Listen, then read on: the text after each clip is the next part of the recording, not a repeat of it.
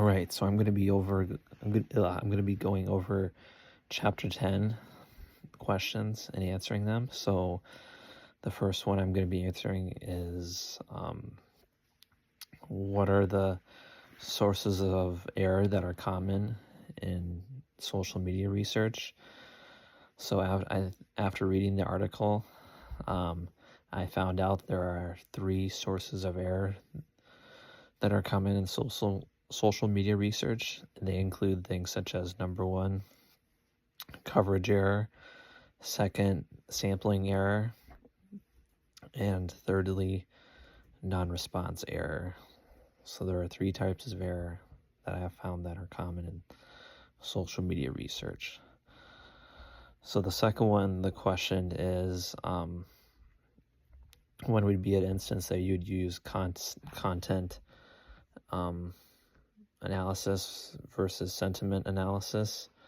So a situation where you would definitely be able I can't speak, use content analysis as opposed to sentiment analysis is when you're providing information of the source of the comment, and that is when it involves context codes.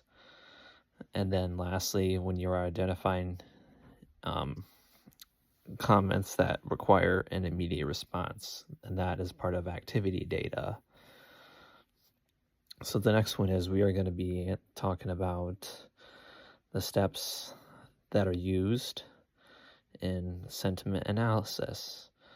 So the steps that are used in sentiment analysis are, to start things off first, number 1, that includes to fetch, clean, and crawl.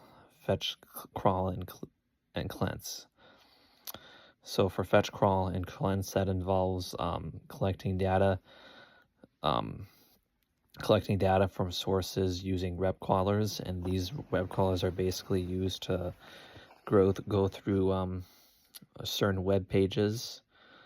If you could picture it like that, going through certain web pages where they are used to extract the most important information or extract content from that page to use for that website is another way to look at it as well.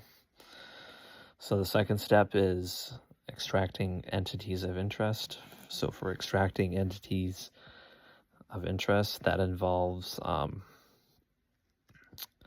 extracting content from that website that isn't useful. And then for the third step, extracting sentiment. So basically for extracting sentiment, that involves weighing the pros and cons of that comment and how useful it was towards the review they posted for the product. Because I know a lot of people tend to post positive and negative stuff, so they're basically trying to put in order the positive and negative sentiments that are used for not only the review but for the product itself. And so for the last one, the fourth step, last but not least, that involves aggregating raw sentiment data into a summary. So for this last step, you are basically putting all of this data that was aggregated into one summary.